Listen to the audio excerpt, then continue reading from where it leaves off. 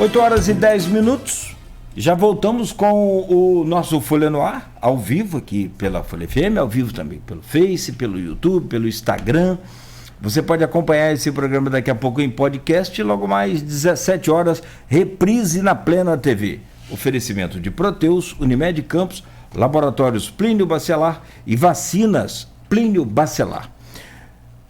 Hoje no programa estamos conversando com o Dr. Paulo Irano, secretário de Saúde do município de Campos. Eu chamo o Rodrigo, fazer a gentileza, Rodrigo, de abrir esse bloco, por favor.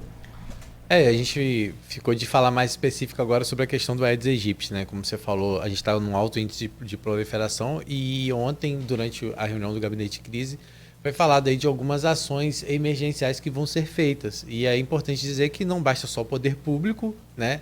E aí tem que ser toda a sociedade envolvida nisso, a população e principalmente eu falo também o setor privado de forma geral. O setor empresarial também tem que motivar muito isso, né? Buscar isso de alguma forma entre seus funcionários, não deixar só por conta do poder público, porque a conta chega para todo mundo, né? Então, e é bem democrático, inclusive, né? Não escolhe, o mosquito não escolhe quem ele vai picar, então, né? Então a gente precisa ter muito essa consciência, que ele pode estar em situações mais diversas e a doença pode chegar para qualquer pessoa.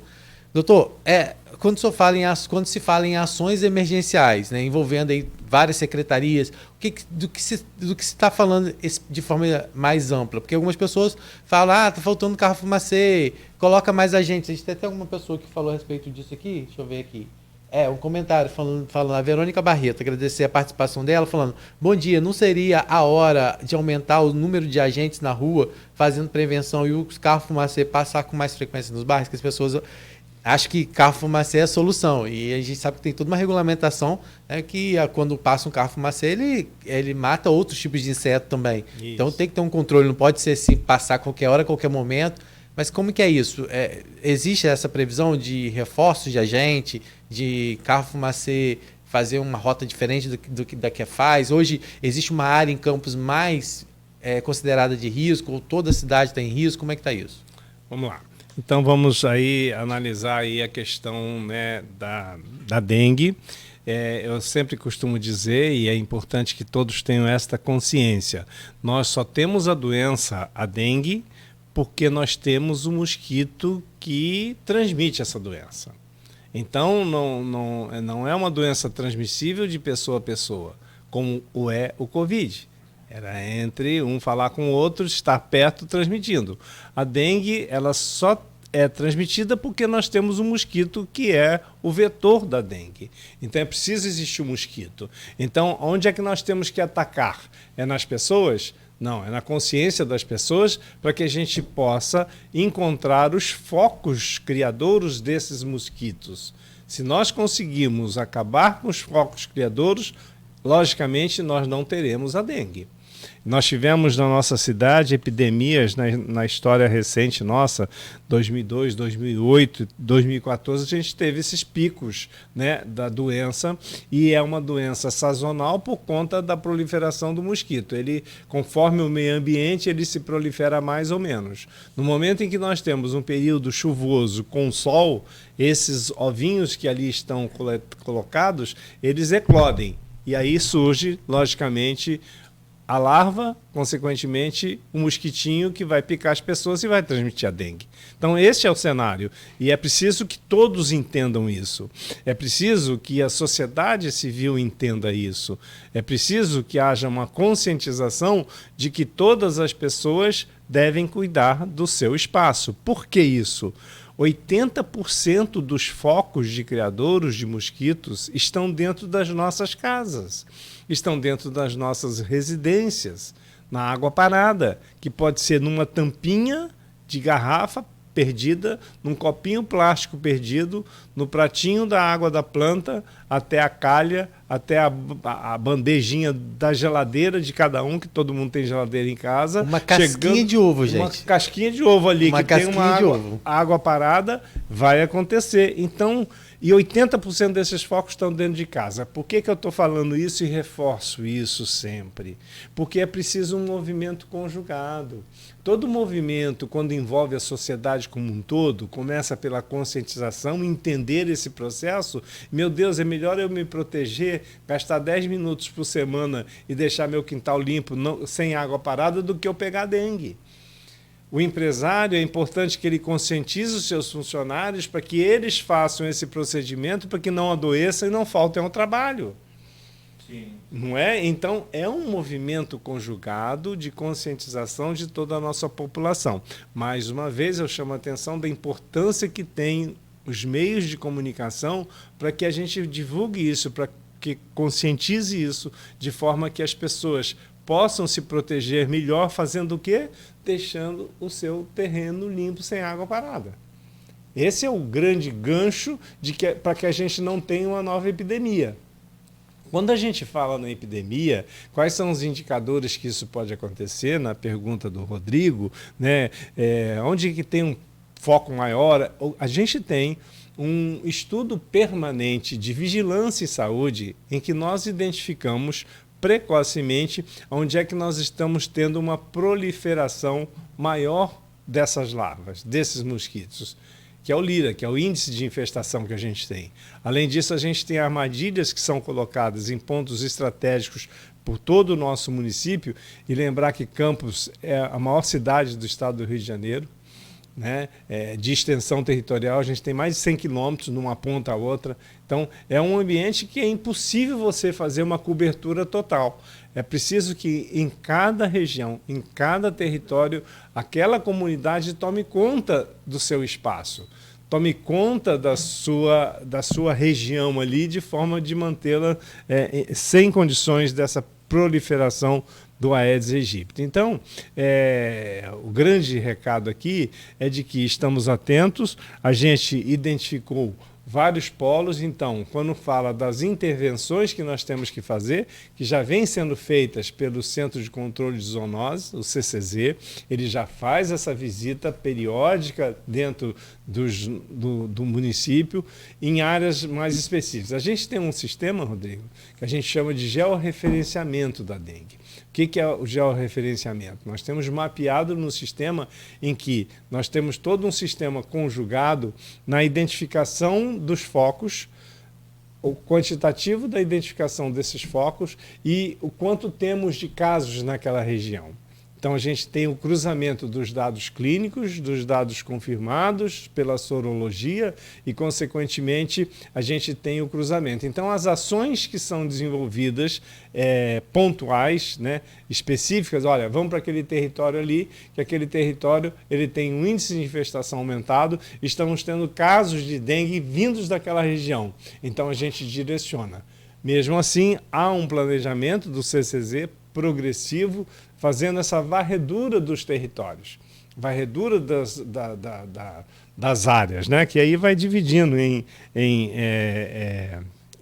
bairros, né? Áreas do centro, área do Flamboyant, área da Baixada, área de Travessão. Então, a gente tem esse mapeamento, e é este mapeamento que norteia a decisão nossa em relação às ações. Então, além das ações que são desenvolvidas pelo próprio CCZ, com os agentes, né, de endemias, a gente tem, logicamente, como você falou aí, o carro-fumacê. O carro-fumacê tem uma especificidade para atingir os mosquitos que já estão adultos e voando. A gente tem que acabar com as larvas que estão na água parada, que estão ali proliferando, né? Que é ali que você pega centenas de larvas de uma vez só. E evita que elas virem um mosquito e, consequentemente, possam picar as pessoas e transmitir a dengue. A gente está com carros novos que chegaram aí há poucas semanas, já circulando em áreas específicas onde a gente tem uma infestação maior e um índice maior, como eu falei, de casos. Pode dizer, doutor, qual seria a área hoje mais crítica em Campos? Temos áreas críticas, como o próprio centro sempre foi. tudo depende, muito prédio entenda só fechado, o seguinte, né? por que as áreas são mais críticas normalmente? São muitas casas fechadas, muitos prédios fechados, muita água parada, teve muita chuva, então acaba tendo laje que fica com água parada, calhas que ficam entupidas, né? E inservíveis mesmo, a gente tem muito lixo solto por aí.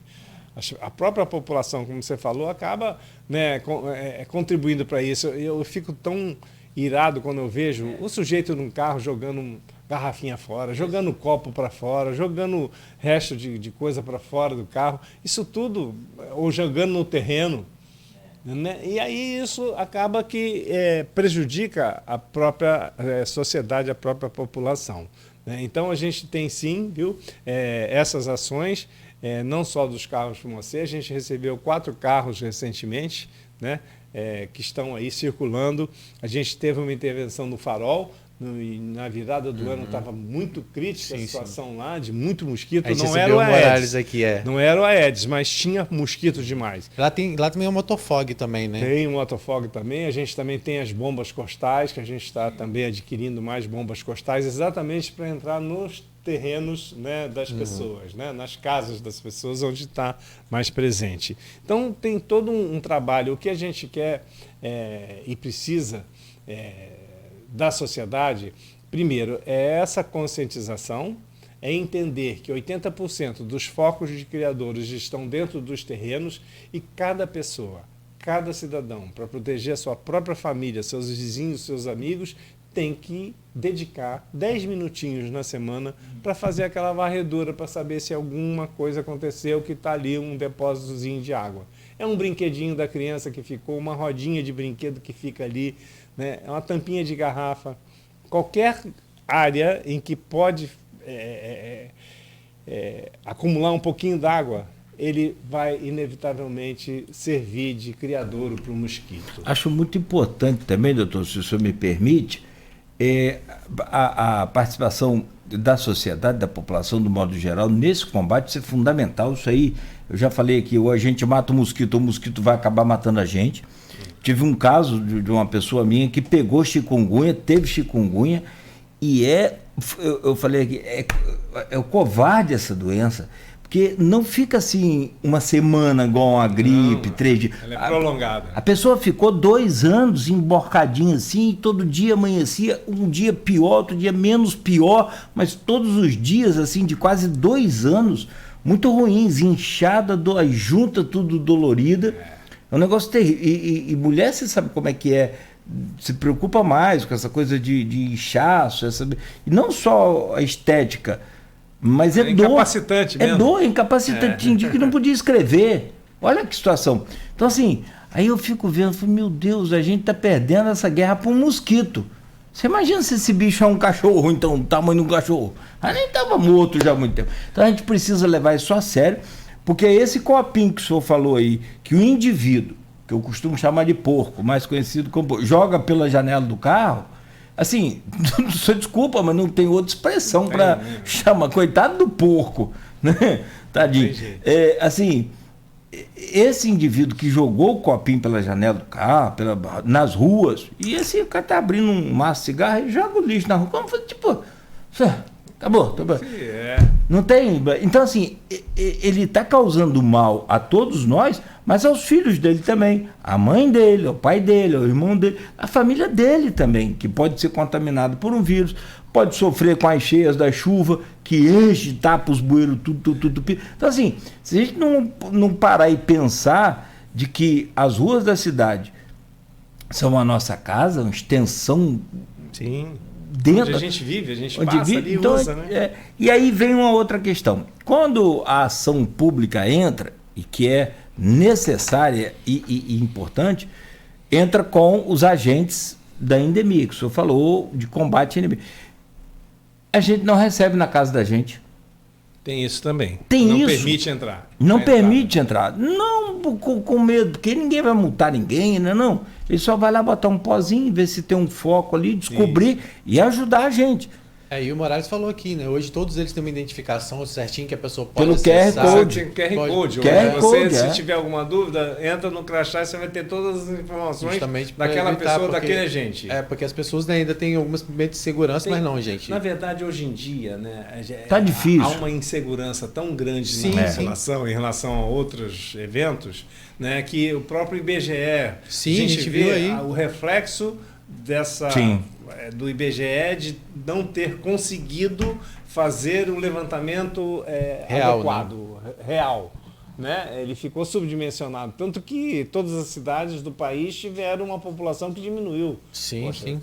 Não tem cabimento. Campos mesmo ia cair aí 80 mil moradores. Não aconteceu. Quando as isso. projeções Tá são aumentando. Todas muito as maiores. projeções, os fatos mostram que está aumentando. Né? Então a gente fez essa contestação, inclusive, enfim. Mas já conseguimos avançar no reajustamento, realinhamento dos dados. E cada vez mais está mais seguro e mais eficaz essa questão também da identificação do agente, né? É importante dizer isso. Doutor, na reunião. Oi. Não, é porque na reunião ontem foi dito em 4 medidas que vão ser adotadas. Então eu queria que o senhor se pudesse assim, pontuar para a gente quais são essas 4 medidas. Né? Eu sei que também passa pela questão do centro lá de tratamento, né? Que leva o nome do Dr. Jaime, inclusive, agora, né? Uma homenagem muito justa. Isso. CRDI, eu queria que o senhor falasse sobre essas 4 medidas que foram adotadas, só para a gente pontuar para a população entender. Sim, começa pela. Vamos na sequência da história. Começa pela prevenção. Aham. E a prevenção, como eu disse, são essas ações objetivas, reais, em que nós vamos fazer a abordagem, né, das residências, das casas, dos territórios, dos locais em que a gente tem uma maior incidência já identificada no índice de infestação e dentro das armadilhas que a gente tem em que a gente consegue identificar uma infestação maior dos mosquitos. Então, nós vamos ter não apenas do que já acontece hoje, é importante dizer que os mutirões semanalmente acontecem nesses territórios já identificados com maior índice de infestação. Ponto.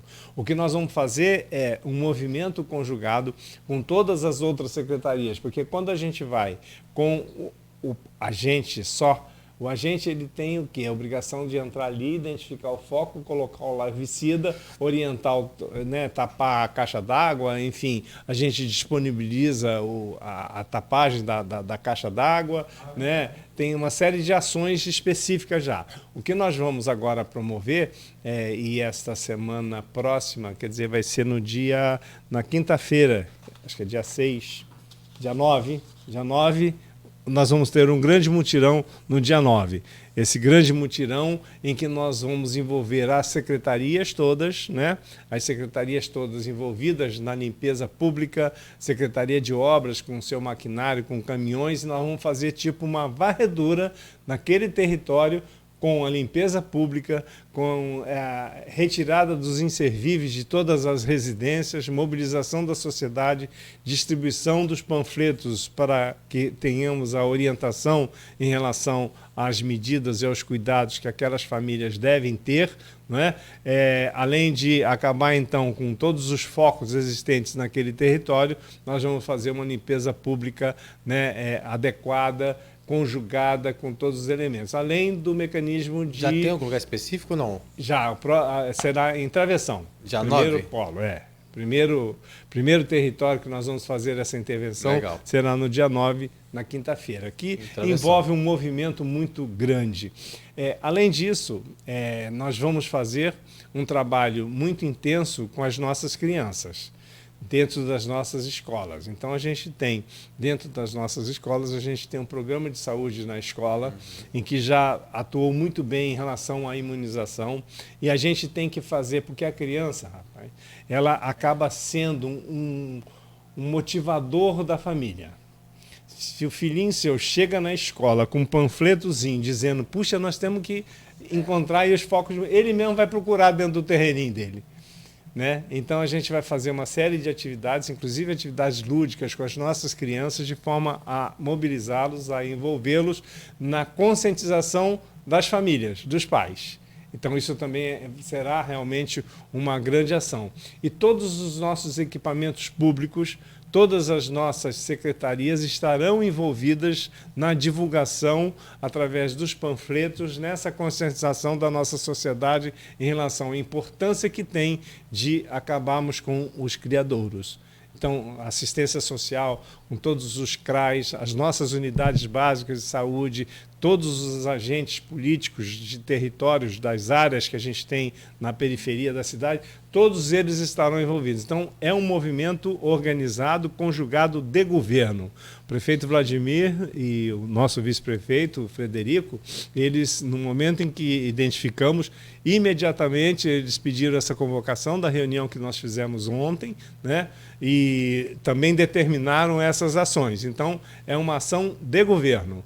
É o governo que está focado, todas as secretarias estarão envolvidas, cada uma nos seus segmentos, fazendo essa divulgação, proporcionando à nossa população um conhecimento, uma conscientização da importância que tem de nós atuarmos. E é uma atuação, vejam só, em que todos podem fazer.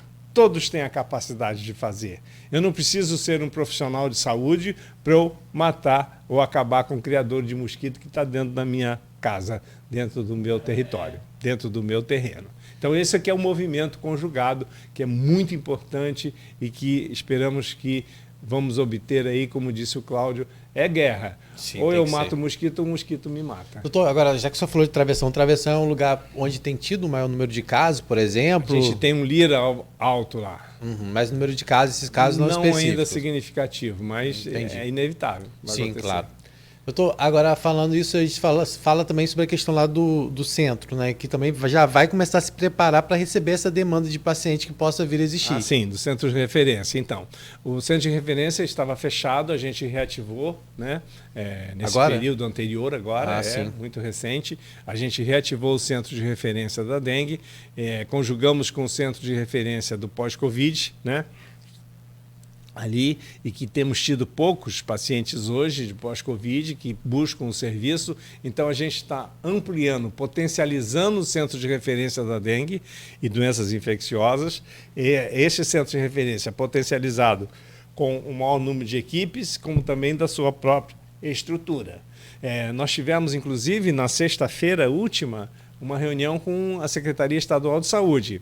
A gente teve aqui a honra de receber a vigilância sanitária, né? A vigilância em saúde, na verdade, do Estado, né? A Secretaria de Atenção Primária e, enfim, que envolvida nessas ações, e traçamos estratégias também com o apoio deles em relação às nossas necessidades aqui, né? Fornecimento de insumos, de venenos, enfim. Então, é uma ação conjugada, eu diria que Campos tem o privilégio realmente de ter essa estrutura, né, de identificação precoce. A gente está identificando precocemente para evitar que tenhamos problemas. E é o melhor caminho. Né? Não vai acontecer como já aconteceu em outras epidemias aqui, em que houve necessidade do Estado colocar, inclusive, o hospital de campanha aqui para poder hidratar os pacientes. E eu, nessa linha, eu quero chamar a atenção e dizer que fizeram uma pergunta ontem numa entrevista sobre, mas doutor, como é que fazer para poder já, né, identificar rápido, quer dizer... frente a qualquer síndrome infecciosa, né, um mal-estar com febre, com dor no corpo, dor nos olhos, né, e boca seca, porque um dos grandes elementos da doença é a desidratação da pessoa, né? Então, quando você ultrapassa um limite dessa desidratação é que surgem as formas graves. Né? Então, é muito importante que, frente a qualquer síndrome infecciosa, as pessoas se hidratem muito bem. Começa por aí. Ele pode começar a se hidratar dentro de casa. Né? E quando a gente fala do centro de referência, a gente tem ali uma estrutura de hidratação com poltronas para reidratação, né? Para fazer soro, enfim, hidratar a pessoa, bem estruturada. Então, é importante que a gente tenha uma estrutura da linha de cuidado que começa nas UBSs. Então, um outro ponto das ações, Rodrigo, que a gente está fazendo é exatamente o preparo generalizado das nossas equipes na ponta, no sentido de ficar atento em relação à dengue a partir de agora, né? De forma que haja uma intervenção, uma interferência o mais rápido possível. A gente tem 2 problemas da doença em si, que um é a desidratação e o outro é o baixo nível de plaquetas, né? Sim. E isso pode ocorrer com sangramentos, enfim, que seriam as complicações mais severas da doença. Então, essa identificação precoce é fundamental. Então, a gente prepara toda a nossa rede, das UBSs às UPHs, às nossas unidades hospitalares, de forma que identifiquem o mais precocemente possível. E, sempre que necessário, então, encaminha para o centro de referência para que a gente possa abordar melhor o paciente. Eu não tive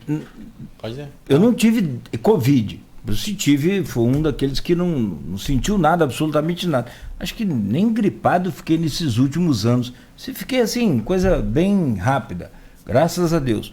Mas dengue eu tive hemorrágica. Meu Deus. Sim, então, que é aquilo que o senhor falou. É quando a plaqueta baixa demais, aí você faz hemorragia. E eu não sabia, isso foi há uns 5 ou 6 anos, não me lembro bem, eu tomei Tilenol. Rapaz, aquilo foi um complicador que é o paracetamol, que deu, que afetou, e aí deu essa hemorragia, aquilo foi, assim, e não tem muita coisa para fazer, é reidratar e repouso e acabou, e você fica naquele... E tratando as complicações. Você não sabe o que é um sofrimento, então eu fico muito preocupado e assim, a gente, apesar da gente manter o terreno da gente ou o quintal limpo, se o vizinho tem um vizinho. Inclusive... tem muita pergunta aqui para terreno abandonado. Você quer falar sobre isso? Pode, por favor. E eu quero ver com o doutor Paulo também uma outra coisa. A gente falou sobre a chikungunya, a zika. Esse número de casos chama atenção em Campos ou é mais... Zika e chikungunya, a gente teve, alguns meses atrás, alguns casos, sim, inclusive conjugados. A gente teve dengue com chikungunya, dengue com zika. Sim. Né? Dengue com Covid, não?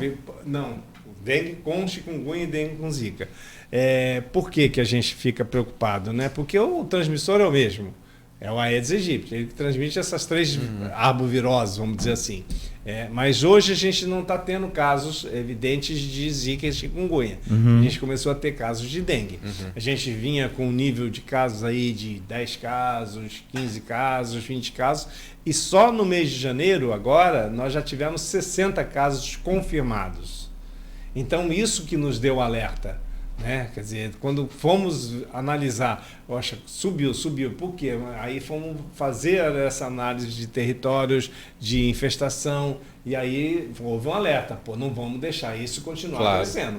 Estamos numa curva ascendente, abrupta, um pico que está acontecendo nesse mês, então nós vamos intervir. E essas são as intervenções que a gente está fazendo, de programações, né, organizadas aqui para que a gente possa evitar essa proliferação excessiva, consequentemente, número de casos excessivos. A gente partir para... Porque também receber do Dr. Paulo Irano aqui não falar de outras coisas relacionadas à saúde também, né, é impossível, né? Então a gente vai tentar aí deixar os minutos finais para falar um pouquinho sobre as ações que estão previstas na área da saúde, né? E também tem algumas perguntas lá na rede social. Mas para a gente finalizar essa questão da dengue aí, Cláudio, se você achar assim por... Rapaz, você é que manda, Rodrigo. Eu sou só... Você é o comandante da nave. Se você quiser desligar meu microfone, você desliga. Não, o máximo que eu faço. Mas tem alguns comentários de algumas pessoas falando sobre essa questão de terreno baldio, que é uma questão que eu acredito que nessa força-tarefa vai acabar envolvendo também postura. Eu quero que o senhor fale sobre isso. E aí tem a doutora Wanda Terezinha, para quem eu mando meu abraço, maravilhosa aí, com relação à dengue, tem um problema com o acúmulo de lixo nas calçadas, na rua, já que ela diz que paga constantemente para que a limpeza seja feita e na semana seguinte está novamente com o lixo colocado pelos vizinhos, que não colocam, com vizinhos colocando... Eles colocam o lixo na frente da casa dela. Tem uma pessoa que eu conheço, sabe, Rodrigo? Que ela tem um método fácil de resolver isso. O último que colocou na frente da casa dessa pessoa, ela foi lá e jogou dentro do quintal. Falou que o lixo é seu, eu vi pela câmera, eu sou guarda na sua casa. Não teve nem conversa mais. Mas é uma questão, o que a gente falou, questão de, precisa de fiscalização? Não é isso, né? É questão de educação, mas... Começa na educação, né? E aí também tem o Maurício Baptista, também, que é o nosso ouvinte fiel, falando que tem um terreno abandonado lá no Xexé, do lado da casa dele, no Farol, na rua Tocantins, e ele falou que tem vários copos plásticos né? Eu acho que pode entrar em contato aí, mas assim, ele está perguntando se vai existir algum tipo de medida que pretende ser tomado contra esses donos de terrenos abandonados e também casas que estão fechadas. Nessa grande força-tarefa que vocês estão prevendo aí, vai ter também esse tipo de intervenção em terrenos e em casas abandonadas? Sim, então, vamos lá. Então, não adianta você colocar ou entrar num terreno com um mato lá em cima e você não tem nem acesso a esses terrenos, né? Uhum. Então, a gente tem algumas barreiras em relação a isso. Primeiro é o acesso aos terrenos privados, particulares.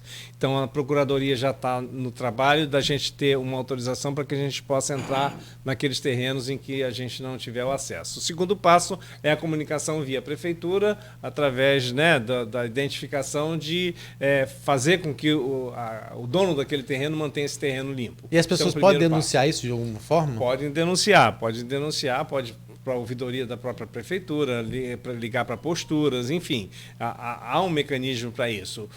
Nessas ações, como eu disse, da varredura que nós faremos em alguns territórios identificados como críticos, a gente vai fazer esse programa de varredura mesmo geral, inclusive com limpeza de determinados terrenos em que a gente identificar a necessidade. Porque só multar acesso. Não adianta, doutor. Não adianta multar só.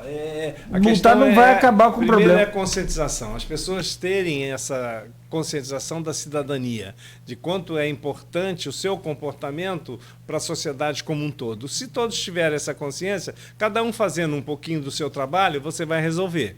O que não há perna, na verdade, é para o poder público entrar limpando a cidade inteira, cada terreno, cada cantinho, até pela extensão da nossa cidade. Não tem como. Né? Então, na verdade, o que a gente tem que fazer é essa conscientização e na varredura que nós vamos ter nas áreas específicas desses grandes mutirões, a gente vai entrar exatamente para fazer essa limpeza geral. No que diz respeito ao lixo abandonado nas ruas... Aí deixa a continha da limpeza lá aqui, doutor. Paga aí que... paga aí essa limpeza que foi... Gente, não pode eu pagar pro terreno do cara. Exatamente. Senão...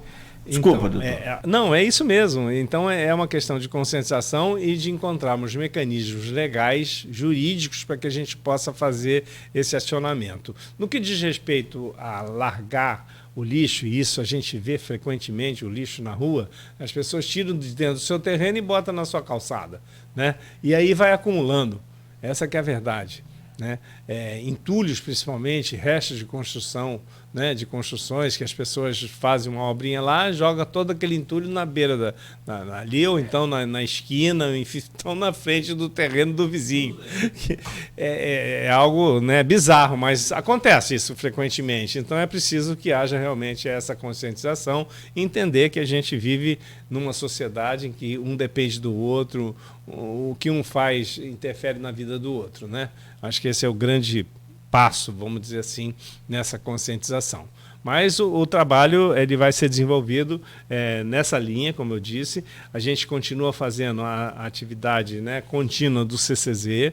Independentemente disso, nesses grandes mutirões é que nós teremos, então, Secretaria de Obras associada, né, Secretaria de Postura, né, todas as secretarias que possam se envolver, na verdade, em fazer essas ações, a Secretaria de Assistência, enfim, todas as secretarias vão atuar nos seus segmentos na conscientização, na mobilização e na divulgação das ações que devem ser perpetuadas pelas próprias famílias, pela própria sociedade. Mais ou menos isso. Não, e aí, Rodrigo, são 8h43, vamos emendar para aproveitar a presença do Dr. Paulo, a gente fecha logo conecta esse terceiro bloco.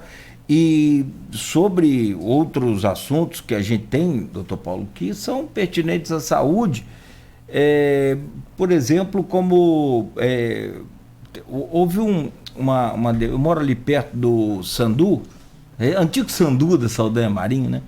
Aí houve uma demanda ali que o pessoal estava de Guarulhos mandando os pacientes para lá, para o PU da Saldanha Marinho. Posso chamar assim, né? PU? Sim. Acho que é o PH. É o PH. PU mesmo. É o PH. E aí fica essa dúvida. O pessoal vai a Guarulhos, agora virou lá um centro de referência de emergência para as crianças. Sim. O pediátrico, né? Que é o antigo PU De Guarulhos. Isso. E eu achei fantástico a clínica essa da coisa. criança ali, a gente conseguiu isso com um grande passo assistencial à nossa população como um todo. Hoje ele já sabe para onde ir. Sim, já está pleno, já está funcionando 100%. Pleno. Sim. Na pediatria, a gente começou a ter muitos problemas, né? Primeiro pela falta do profissional. Então a gente tinha vários pediatras, cada um num canto, enfim, com vários serviços abertos, mas nenhum de forma plena como é hoje, não só lá na Clínica da Criança, no antigo PU de Guarulhos, mas como também no pronto-socorro pediátrico que a gente abriu nos plantadores de cana. Então, a gente tem hoje 2 referências importantes, são as referências em pediatria, uma na Clínica da Criança, que é em Guarulhos, e o outro no pronto-socorro pediátrico do Hospital dos Plantadores de Cana. Então, hoje, um pai, né, que tem um bebezinho, uma criança que passe mal, ela tem uma referência, ela sabe que ela vai chegar lá e vai ser atendida, muito bem atendida, com a estrutura adequada para poder assistir a sua criança que está ali passando mal. Porque antigamente ele ficava, às vezes, rodando sem ter uma referência para onde ir.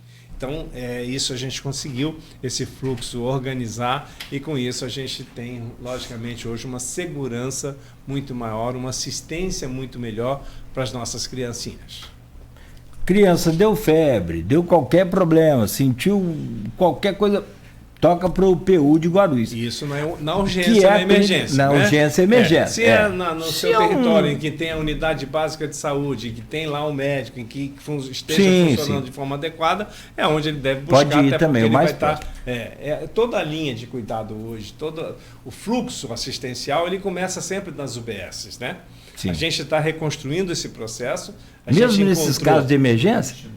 Os casos de emergência, se estiver ali do lado e estiver com o médico na hora, ele pode ser atendido ali, inicialmente, né? Sim. Mas na rede de urgência e emergência, quando a gente fala nisso, a gente tem todas as UPHs e tem os nossos hospitais da rede de urgência e emergência, né? E em relação à criança, à pediatria, a gente então criou esses 2 grandes polos. Um que é na Clínica da Criança em Guarulhos e o outro no pronto-socorro pediátrico do próprio Hospital dos Plantadores de Cana, anexo ao Hospital dos Plantadores. Então, é uma segurança muito maior para as nossas crianças. Se eu me lembro, o anexo lá ao Hospital Plantadores de Cana surgiu em função do fechamento temporário do HGG para reforma. E aí ele vai permanecer depois que o hospital for reformado? Como é que vai ser esse novo ponto? Por enquanto, sim. Né? A gente criou essa estrutura, quer dizer, cria-se um novo fluxo, né? Como o pronto-socorro, né, aberto 24 horas por dia, tem contemplado as nossas necessidades, então tudo que dá certo é melhor deixar caminhando, deixar tocando, sim. Né? A gente tem outras atribuições de cada uma das nossas unidades hospitalares, né? Em relação à questão que você colocou da atenção básica aí, a gente precisa avançar nesse quesito da atenção primária em saúde no nosso município. Ela foi completamente desarticulada, né? A gente encontrou com 49 unidades básicas de saúde fechadas, dilapidadas, roubadas. Você sabe que tem isso também. Quando você fecha o equipamento público, infelizmente a própria população em volta, vândalos, enfim, acabam destruindo as unidades. Roubam o que tem dentro, porta, janela, tudo que tiver eles levam e acaba que você perde aquilo ali. Então a gente está reabrindo, já reabrimos 25 unidades. E a gente continua nessa toada e a gente vai avançar muito. A atenção primária vai ser um dos focos a partir de agora, deste ano. A gente vai virar essa chave no gerenciamento dessas unidades. A gente vai avançar muito bem, porque quando você consegue ter uma atenção primária em saúde adequada, você evita as complicações, consequentemente as urgências. Esse é o grande passo que se tem que dá na assistência à saúde. Desafoga que Desafoga porque você controla as doenças. O doente assistido, Cláudio, sim, ele acaba evitando as complicações. Por que nós estamos tendo uma explosão de casos que vão do infarto, em jovens inclusive, as complicações com derrame cerebral, quadros de piora da insuficiência renal, eclodindo para hemodiálise. Por quê? Porque o período da pandemia foi quebrada a assistência. A assistência à saúde da população, primeiro, todo mundo tinha medo de sair de casa, não ia ao médico. Segundo, os médicos também não estavam atuando ambulatorialmente. Os ambulatórios fecharam, os consultórios fecharam. Então, houve um hiato assistencial. E aí as doenças se proliferaram no silêncio. E aí agora, quando você volta, de repente, você tem uma explosão dessas patologias. É o diabetes descompensado, porque o diabético, né, quem é diabético, sabe que a doença ela vai lentamente corroendo. Vai lesando os olhos, a pessoa acaba perdendo a visão, vai lesando o rim, vai ficando com insuficiência renal, vai lesando os vasos, acaba tendo que amputar uma perna, e assim sucessivamente. Então, se você não cuidar dessa pessoa, não mantê-la em equilíbrio, inevitavelmente isso vai acontecer. E a gente ficou no hiato desses 2 anos, né, os 2 últimos anos, por conta da pandemia, desse nível assistencial. Então, hoje a gente tem uma explosão de doentes. Os doentes que não eram operados, agora a gente está tendo uma demanda enorme dessas cirurgias represadas, cirurgias de vesícula, cirurgias de rim, cirurgias que normalmente eram feitas no fluxo normal. Você opera hoje, amanhã tem outro, mas você vai tocando. Parou tudo, né? Parou tudo e, de repente, explodiu tudo. Então, essa demanda, isso a gente pode afirmar aqui, estatisticamente, tudo que nós fizemos, os mutirões que nós fizemos este último ano foram fantásticos, né? Na verdade, a gente avançou muito. Avançou bem. Avançou na assistência, a gente quebrou aí realmente demandas reprimidas violentas, eu diria, né? A gente conseguiu avançar com os mutirões que nós proporcionamos, né? Uma determinação do prefeito Vladimir, não. Isso estava até no plano de governo, fazer os mutirões para a gente acabar com as filas de espera. E a gente conseguiu. Só que destaca saúde, qual, doutor? assim, elas renascem, né? As doenças reaparecem, renascem. Como? O senhor destacaria qual, assim, que o senhor acha que foi assim, um grande sucesso? O primeiro grande mutirão que nós fizemos foram do compromisso de realizarmos em novembro de 2021, que foi quando a gente lançou o primeiro mutirão, de que faríamos 40 mil procedimentos que vinham de consultas reprimidas até cirurgias altamente complexas, como uma cirurgia bariátrica, por exemplo. Então, nós fizemos em menos de 100 dias, a gente tinha atingido já 48 mil procedimentos. Então, ultrapassamos a meta estipulada. Na sequência deste primeiro mutirão, a gente fez os mutirões de imagens. A gente proporcionou mais de 6 mil exames entre tomografias e ressonâncias magnéticas que estavam há anos sem fazer. Imagina, a pessoa esperando há mais de ano um exame desse. E um exame desse implica em quê? Em você fazer um diagnóstico correto e, consequentemente, tratar dessa pessoa, operar essa pessoa. E aí surgiram as demandas de cirurgias que estavam represadas, cirurgias ortopédicas, por exemplo, cirurgias de meniscos, de lesões crônicas, de joelho, prótese. A gente fez um mutirão dessas próteses que foi também um grande ganho à nossa população. Fizemos o mutirão das cirurgias eletivas, que mesmo tendo feito, continuaram reprimidas, porque não houve um tempo hábil de se fazer. Vou fazer a cirurgia de vesícula. Aí vai lá o doente para fazer o pré-operatório. Aí ele tem um outro probleminha, aí tem que equilibrar. Isso aí, na linha do tempo, demorou 1, 2, 3 meses e a gente encerrou o ano.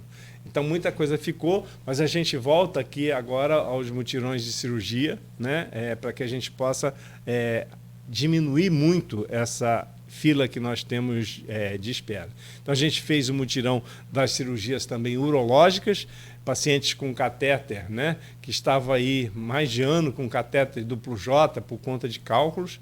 A gente ainda tem uma demanda reprimida disso, não conseguimos atingir a todos, mas já diminuiu bastante essa fila de espera que tínhamos. Então, esses mutirões permitiram que a gente desse uma aliviada no sistema, né, nessa busca, nessa angústia.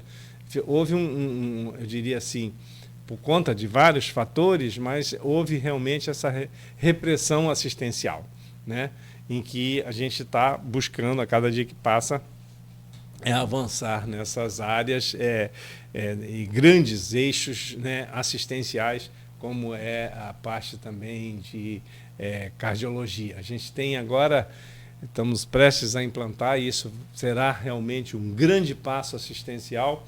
Esse ano acho que será assim, eu diria, um dos grandes passos que o prefeito já autorizou, já determinou que a gente inicie, provavelmente agora em fevereiro já, faltam pequenos ajustes de programação, que é a chamada angioplastia primária. Isso é um dado muito importante, que é o atendimento imediato em 1 hora do doente que estiver infartando. O doente que apresentar quadro de insuficiência coronariana aguda, ele automaticamente é atendido numa das nossas unidades, é feito o eletro, é identificada a possibilidade do infarto, imediatamente esse doente é feita essa leitura, imediatamente esse doente é colocado na ambulância, já com início de tratamento e conduzido para a hemodinâmica. Então ele vai fazer lá o seu cateterismo, colocar o seu stent, enfim, abrir essa artéria entupida de forma que ele sobreviva ao infarto. O infarto, ou a pessoa tem um infarto fulminante e acaba morrendo nos primeiros momentos, que é o chamado infarto fulminante, ou então ele acaba com sequelas graves, com insuficiência cardíaca, enfim, quando o músculo entra em falência completa pela necrose e pelo infarto. Esta abordagem é uma abordagem precoce, em 1 hora você tem um doente na mesa, já fazendo cateterismo e reabrindo essa artéria. Isso é um grande passo que a gente vai dar, assistencial. Vai ter uma unidade específica para isso? A gente tem 2 unidades que tem que ser a hemodinâmica, né? Então nós temos 2 hospitais que já são contratualizados com a gente para fazer, que é o Alvorovim e a Santa Casa de Misericórdia. Então eles ficam antenados 24 horas por dia com as equipes a postos, e sempre que identificarmos um caso de infarto do miocárdio, insuficiência coronariana, com a clínica de dor torácica, dor no peito, sudorese, enfim, com sintomas clínicos, com eletro alterado, ele imediatamente já é transferido com vaga zero, não tem coisa de regulação, a gente está dando esse passo. O Estado também já aprovou esse projeto nosso, a questão do financiamento da hemodinâmica, sim. Tem todo um processo aí. Então, vai ser um grande avanço para a nossa população, para assistir, na verdade, e dar mais segurança, e a gente, com certeza, vamos salvar muitas vidas, porque vamos evitar esse índice assustador de óbitos nos doentes infartados. Cláudio, tem uma pergunta lá que a Giovana colocou, se você quiser colocar, porque a gente falou rapidamente, porque eu não estou conseguindo acessar aqui para a gente colocar, para dar a oportunidade do doutor falar também sobre isso, né?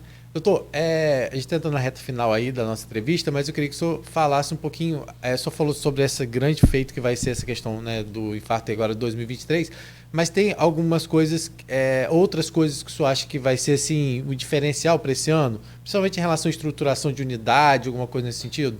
Sim. A gente tem o HGG, tem, né, que aí com certeza um grande diferencial. A gente também tem a questão do atendimento, que a gente hoje, as pessoas dizem, esses dias uma colega passou pelo corredor do Ferreira Machado e não tinha ninguém. E isso foi uma coisa. Aí as pessoas, mas porque tá todo mundo dentro de enfermaria. Mas, né, que bom que tá, porque ele tá no corredor, né?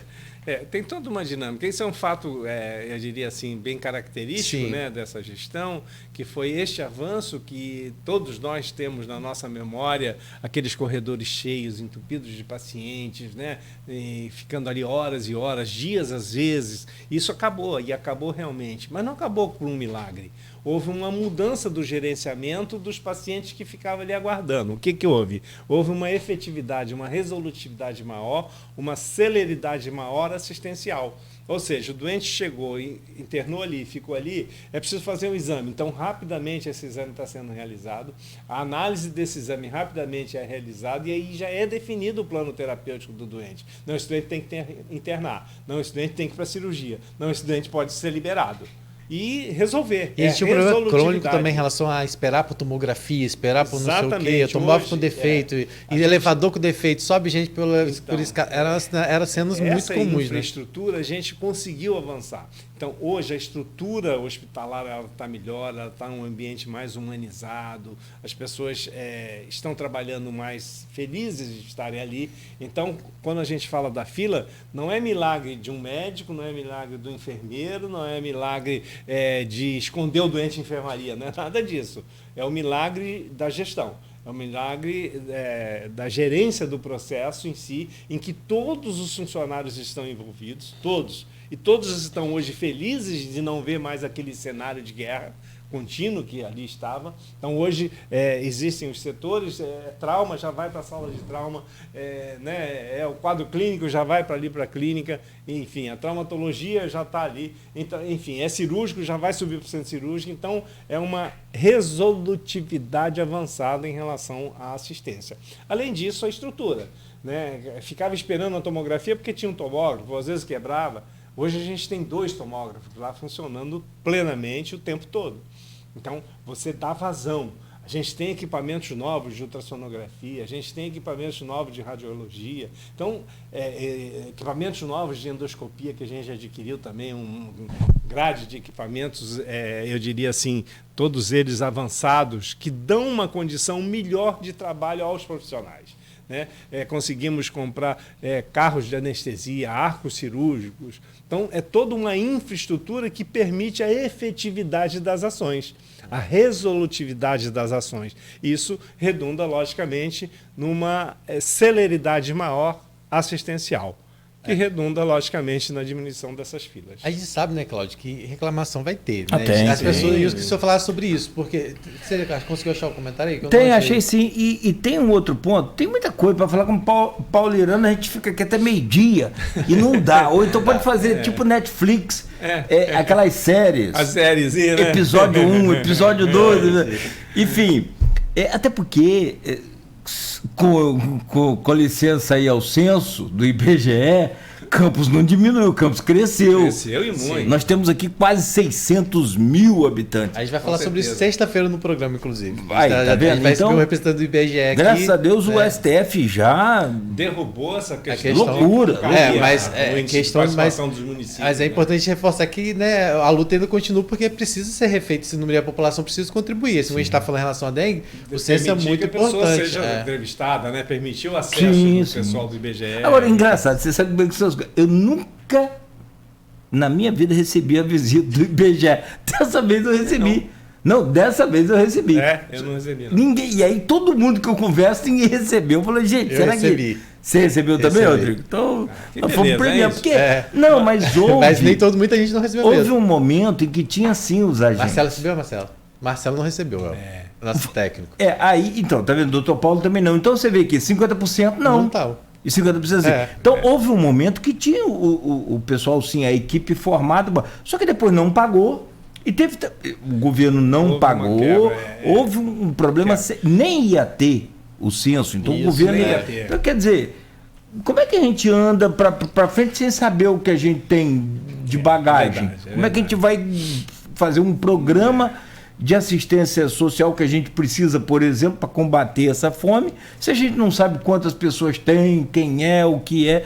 Um negócio sem sentido. Só para esse bloco do Ferreira, só para dizer que quando você pergunta dos novos avanços, dos projetos que a gente já está reformulando agora o 5º andar, onde a gente tem um centro cirúrgico, aumentando logicamente a capacidade, né, de cirurgias, inclusive quando necessário cirurgia eletiva, se houver uma demanda maior.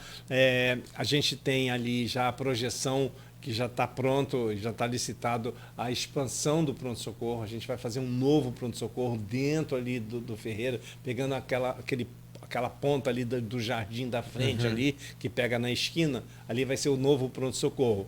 E a gente vai fazer realmente uma obra grande no hospital, reformulando vários setores do hospital, inclusive um novo layout do hospital, então vai ficar realmente uma situação Mas é para 2023? Agora, esse ano ainda, se Deus quiser. E, além disso, a gente já está com o Hemocentro também subindo. Sim. Né? O Hemocentro já está avançando, então teremos um novo Hemocentro regional que vai trazer, logicamente, uma condição muito melhor em relação a essa captação, processamento de sangue e hemoderivados para a nossa população e para a região, porque, na verdade, a gente atende a região. Cada vez mais, né, Campos é o polo regional, né? Se torna a força da saúde como centro, como um polo regional. Isso no Ferreira. Então, a gente tem toda essa evolução, com muitos equipamentos novos que a gente adquiriu, desde ultrassonografia, equipamentos de cirurgia, né, de endoscopia, arcos cirúrgicos, como eu falei. Então, enfim, a gente está avançando. Em relação ao HGG, todos nós sabemos, né, do histórico do HGG, por décadas, né, a destruição progressiva da sua estrutura, a chuva que chovia mais dentro do que fora, que tinha que ser interditado, só que não tinha como a gente fechar o hospital, realmente não tinha como. Tentamos várias opções e não teve jeito. Aí decidiu-se, conseguimos aí, inclusive junto a uma parceria ao Estado, ao governador Cláudio Castro, que nos ajudou bastante. Então a gente já fez lá toda a estrutura do telhado, não chove mais dentro da HGG, esse era o grande primeiro passo para que a gente pudesse continuar a obra. Fizemos um novo pronto-socorro, que ficou, eu diria, um brinco.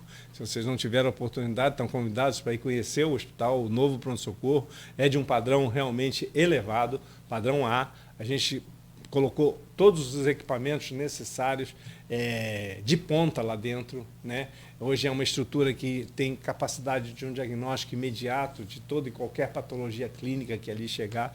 A gente tem a grande emergência vermelha, que continua sendo Ferreira, e temos a emergência branca, que é lá no HGG. A gente reestruturou também, né, ali toda a questão de equipamentos, dos leitos hospitalares, de monitores, de respiradores. Então a gente tem uma baita de uma estrutura, e a obra em si, interna do hospital, também está avançando, está rapidamente avançando, e a gente vai ter, se Deus quiser, até o ano que vem aí, o novo HGG pronto, entregue à nossa população também, ele completo, né? Essa é a projeção nossa. Além disso, o Hospital São José também, que a gente avançou no Hospital São José, colocamos um tomógrafo lá, que foi uma demanda importantíssima, que veio trazer uma capacidade de diagnóstico e assistencial muito grande para a nossa população, principalmente na população da Baixada, e reestruturamos o hospital, e ele também está avançando. Enfim, temos aí projetos de reformas de muitas unidades, dentre elas, quando você fala aí do PU Central, quando teve uma demanda que eu não entendi bem qual foi, mas o que acontece? O PU Central ele vai se tornar uma clínica de adulto, né, na verdade. A gente vai centralizar ali, como a gente centralizou o atendimento da criança na clínica da criança e no hospital, no Hospital dos Plantadores, a gente vai centralizar ali. Então temos já uma obra que já está autorizada, né, mas isso tudo demora, né? São prédios antigos que, né, precisam realmente de uma reformulação, um redimensionamento deles, e é uma obra grande que a gente vai fazer ali para poder avançar também. Então é toda uma dinâmica, e é gigantesca a saúde, né? Sim. A gente vai ficar, como você fala, Cláudio, não é à toa não, é porque é muito grande. O negócio é vivo. Os assuntos são muito intensos, vastos, gigantescos, em que a gente tem muita coisa realmente para falar, as pessoas para entenderem qual é a dinâmica, para entenderem o gigantismo que é a saúde, né? E a complexidade. Você vê, a gente sai de uma pandemia, quer dizer, arrefeceu a pandemia do Covid e já estamos aí prestes a enfrentar uma epidemia de dengue. Então não para. A gente fala do corredor do Ferreira, em que a gente opera todos os dias dezenas de pacientes, só que todo dia chegam dezenas de acidentados. A gente viu isso, né? Então, a gente tem uma estatística de acidentes de motocicleta. Essa de motocicleta eu citei o que o senhor falou aqui outro dia. São mais de 100 por mês? Não, são 10, dá 300 às vezes. Porque são 10 por dia. 10 por dia, mais de 100 por mês. 10 por dia dá 300 por mês. Essa é a estatística, a média. Então chega a 280, 310. A média é 10 por dia. 10 por dia. Até porque a gente vê ao vivo a coisa. Não preciso ficar lá na porta do hospital para ver que tem acidentado. Não. Pelas barbaridades comportamentais dos motoqueiros aí, motociclistas. De tudo, né? De todos nós. Motoristas também, justo. A moto, rapaz, acabou regra. Eles não seguem regra nenhuma. Infelizmente. O maior risco é deles. Porque são eles que se quebram, são eles que ficam incapacitados, são eles que acabam ficando numa cama pro resto da vida, ou perdem a capacidade de andar porque estoura a perna. É o para-choque, pô. Sim. Mas só que você vê, eles não param em sinal mais. Não param em fila. Esse controle. É uma transgressão contínua. E aí isso causa acidente. E cada operação que você vê que é realizada é 20, 30 motos e não resolve. Parece que. E aí eu acho que assim, eu até falei sobre isso, acho que tem que ter mais um controle maior de quem comercializa essas motos às vezes.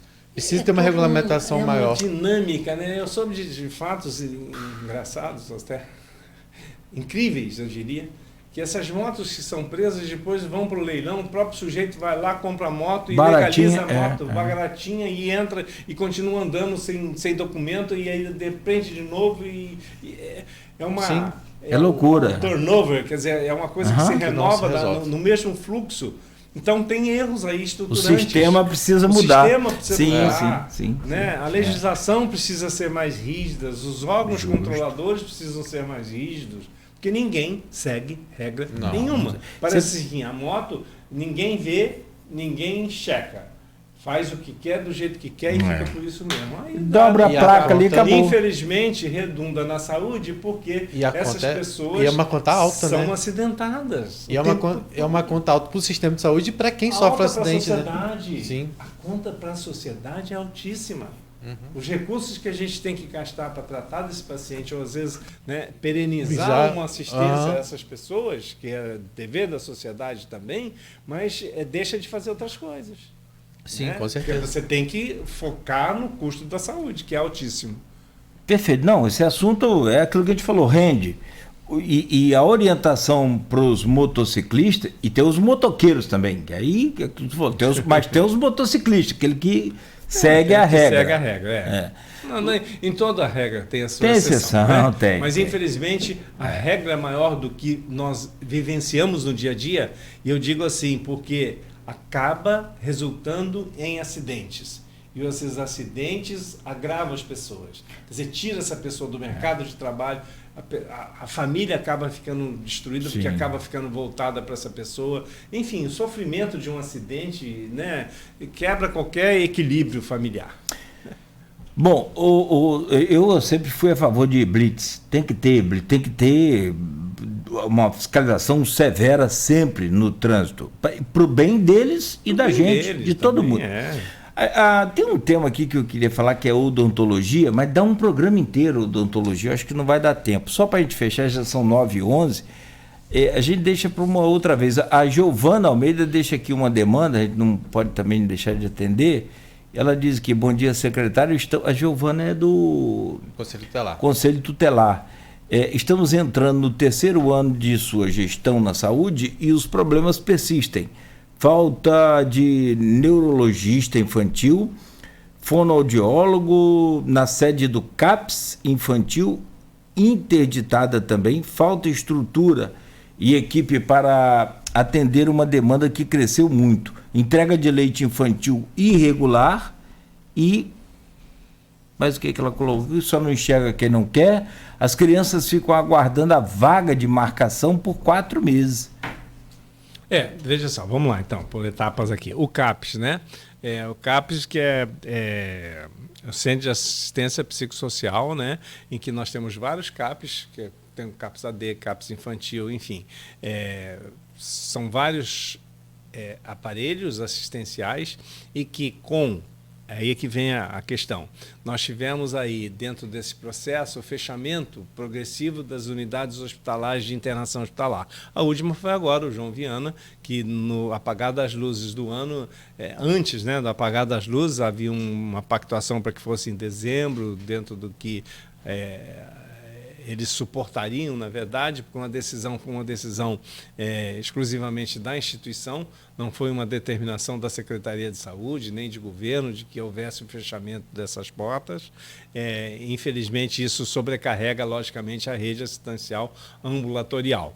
No que diz respeito a determinados profissionais, como neuropediatra, ele é raridade. Nós não temos um número de profissionais suficientes para poder dar vazão a esta demanda.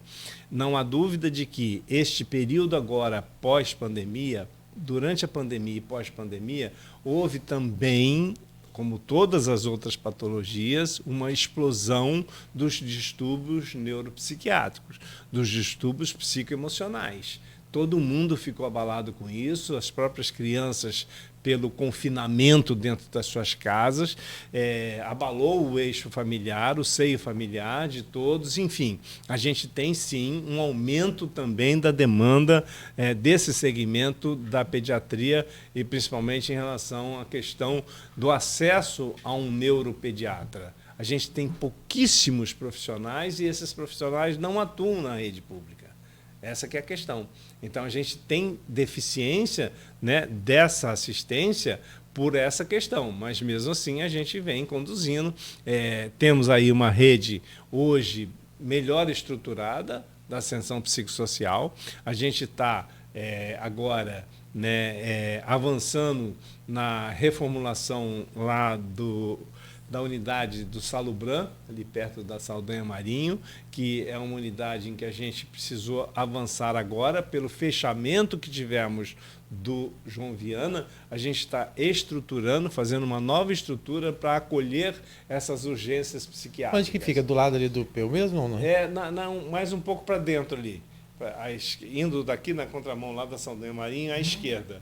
Depois que passa ali a Rua do Goitacazes, mais lá na frente um pouquinho, entra à esquerda. Lá na Riachuelo? Salubran. No Salubran, lá para perto. Na Riachuelo ali perto? Isso, perto ali. Então, a gente tem essa unidade que ela já era uma unidade de caráter psiquiátrico, só que a gente está potencializando com leitos. Antes da Formosa, então? Entre a... Não, passa a Formosa lá para baixo, mas passa lá o Saldanha Marinho, lá embaixo à esquerda. Entra à esquerda ali, no Salubran mesmo. Sim, sim. Salubran ali. Enfim, a gente está estruturando isso também. A gente tem esse atendimento pediátrico lá no Centro de Referência da Criança, né? Ali, como também hoje a gente tem no CRTCA 1 e 2, que o 1, que era aqui na Barão de Miracema, perto do Palácio da Cultura, que foi fechado também no governo anterior, e foi transformado lá para a Cidade da Criança. A Cidade da Criança, a gente avançou ali também, hoje na escola inclusiva, mas temos ali né, o follow-up, que a gente chama das crianças que são internadas em terapia intensiva, crianças que ficam, né, prematuros, enfim, é todo um contexto conjugado assistencial para a pediatria nesses segmentos, tá? A gente tem, eu não digo que haja realmente essa demanda reprimida por conta da falta de profissionais. Essa é a questão maior. Não é por falta de querer contratar nada disso, é porque não temos os profissionais. Assim como também na questão do que o senhor já citou aí, que eram os pediatras também, que muitas das vezes preferiam até nem procurar, nem ter uma vaga na prefeitura, uma inscrição na prefeitura, porque eu conversei com alguns pediatras, ele falou: Cláudio, eu estou atendendo aqui 80 crianças num dia. É pesado para um pediatra. Você acaba atendendo mal. Por mais que você queira atender bem 80, você já não lembra o nome do primeiro. Então, isso que eu digo. Então a gente vai encontrando soluções na sequência dos fatos, sim, né? Na demanda maior. Então a gente encontrou uma grande solução, que foi a questão da clínica da criança centralizar e do socorro pediátrico. Isso aliviou a rede, né, da urgência e emergência. Ninguém queria fazer no São José. Pediatra nenhum queria fazer um tempo atrás, né? É isso aí. Enfim, isso também. Em relação ao leite que foi colocado aí, a gente teve sim problemas. Tivemos problemas tanto de fornecimento da indústria, a própria Nestlé teve uma recessão em relação ao fornecimento, tiveram problemas ali, então houve uma falta de alguns segmentos de determinados produtos lácteos, principalmente produtos especiais, excepcionais. Tivemos problema também na questão da licitação e da entrega desses produtos. Recentemente agora, hoje inclusive deve estar chegando o leite na cidade, a gente teve esse gap do final do ano. Tem todo um processo, não se adquire leite assim como a gente vai na farmácia e compra. Tudo que é feito no poder público é feito através de processos. Então, são processos que passam pela licitação, são processos que depois passam pelo empenho daquele material específico, como é o leite, né? No final do ano, a gente teve, logicamente, pela interrupção administrativa da questão do fechamento do ano, houve uma interrupção em que abriu, na verdade, o orçamento do município abriu agora, né? Sim, então demorou uns dias e é sempre isso que acontece. Então houve aí um hiato, na verdade, nessa projeção, houve um hiato em que houve essa falha na dispensação de determinados tipos de leite, como eu digo, por questões dessa programação e por questões do fornecimento da própria indústria Nestlé. Inclusive divulgamos aí a nota da própria indústria dizendo que estava faltando por culpa, não é culpa, mas por falha realmente na produção desses insumos. Mas eu tenho a impressão que a partir de hoje estaremos regularizados isso. Sobre a unidade UBS Salobran, ela fica mais ou menos ali atrás da igreja CMA, para quem conhece mais ou menos ali, quase já chegando para o Flamboyant, não é isso, doutor? Já no Flamboyant, já bem para lá. Pelo menos é o que está dizendo aqui Salobran no mapa. Sim. Depois dessa... Gilberto Cardoso entra à esquerda ali. Isso. Obrigado. Depois da Gilberto Cardoso. Só porque esse dia mesmo tinha uma pessoa que mandou uma demanda lá pro jornal perguntando, né, se tinha já esse lugar para esse atendimento psiquiátrico. Então, lá já está funcionando? Já está funcionando, mas a gente está agora fazendo a obra necessária, até porque é preciso fazer uma obra ali para poder acolher dessa maneira, como eu digo, com esse dimensionamento novo por conta do fechamento do João Viana. Tem só para fechar, doutor Paulo, 9h20. Ah, meu Deus. Também, doutor Paulo, tem compromisso. Tem o Jorge Pinheiro está colocando que está com dificuldade para fazer em relação ao exame oftalmológico, retinografia. Diz ele que está 1 ano na fila aqui, já foi lá várias vezes Tem alguns exames especializados. Retinografia. Tem que ver lá, normalmente quem faz esses exames mais aprofundados é a Beneficência Portuguesa. Peço que ele busque lá no núcleo alguma justificativa em relação a isso para a gente poder ver. Tá certo. Tá bom? Doutor Paulo, muito obrigado. Como sempre, o senhor gentil conosco aqui. A gente espera que também possa ter atendido as suas expectativas sempre, né, que são as mais importantes, que é levar esses comunicados, encurtar a informação. A Wanda Terezinha até colocou, e como é importante, eu sempre falo que quem tem conhecimento tem poder. Se tomar uma decisão para uma criança doente, com emergência, precisando de um socorro, um paciente que sofreu um infarto, assim, só quem passa pelo problema sabe que é o problema, né? É uma coisa impressionante. Então, a decisão certa, na hora certa, pode salvar vidas. Então, quando o senhor passa informação, me condiciona a ter conhecimento e aí eu tomar a decisão certa. Isso que é importante. Eu agradeço mais uma vez a presença do senhor aqui. Eu que agradeço a oportunidade de poder esclarecer toda essa demanda gigantesca que eu digo que é sempre a saúde, não é? Mas há uma determinação, viu, Cláudio? E que todos os ouvintes podem ter certeza. O nosso prefeito Vladimir, tanto quanto o nosso vice-prefeito Frederico, eles têm como linha de ação, eles têm como determinação filosófica de governo, como decisão, né, da corporação Governo Municipal de Campos dos Goytacazes, cada vez assistir melhor a nossa população. Então, quando a gente fala em assistir melhor a nossa população, a saúde é sempre prioritária. A saúde mexe com a vida das pessoas, a saúde é que permite com que estejamos aí circulando bem, produzindo, enfim. É todo um contexto, né, na cidade, mas a saúde ela é fundamental mesmo. Então, há uma determinação, tanto que os investimentos em saúde que foram proporcionados nesses 2 anos, nunca em tempo algum isto aconteceu na nossa cidade. Com todas as dificuldades que o prefeito encontrou no início do governo, mas conseguiu avançar, sanear e conduzir, gerenciar todo esse processo, e os investimentos foram muito altos e a gente conseguiu, com certeza, melhorar a vida das pessoas. Se as pessoas fizerem, apesar de termos sempre e vamos ter sempre a reclamação pontual, específica de algum problema, porque eles são muito complexos, de uma dimensão gigantesca, a gente avançou muito. É só fazer uma reflexão do que aconteceu nos últimos 4 anos com os 2 anos que vem acontecendo na nossa cidade.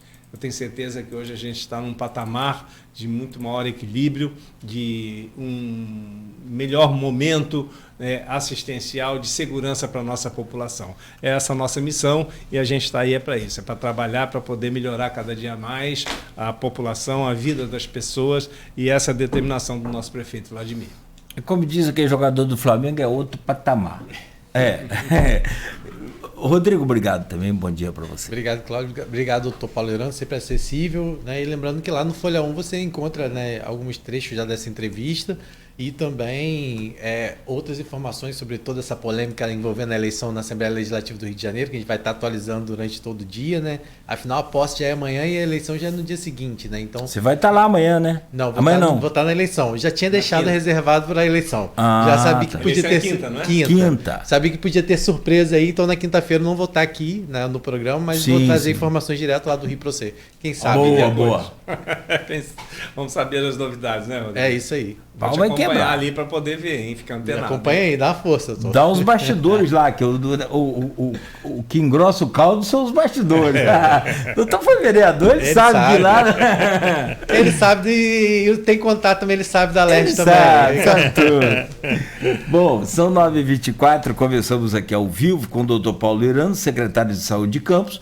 Amanhã, junto do Rodrigo Gonçalves, o Marcelo. Amanhã o Marcelo para, né? Volta o Beto. Muito bem. Obrigado, Marcelo, por aqui, então, até aqui. Muito obrigado. E a gente volta às 7 no oferecimento de Proteus, Unimed, Campos, Laboratórios Plínio Bacelar e Vacinas Plínio Bacelar.